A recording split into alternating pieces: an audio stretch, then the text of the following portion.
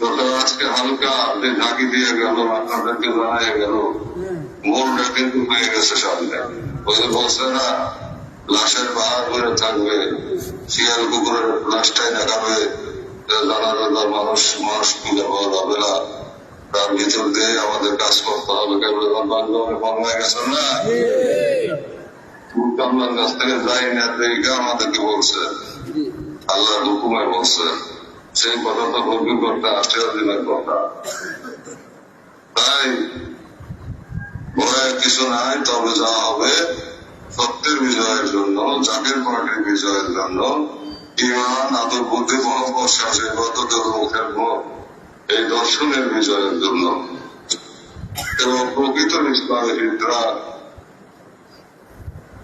দেশকের পাগল হয়ে যাওয়া রসুল্লাহ যুদ্ধ আপন পীরের পরবেশে মোহাম্মদ আলীর দোয়া আল্লাহর জন্য পাগল হওয়া সে উন্মাদনা আবার ফিরে আসবে।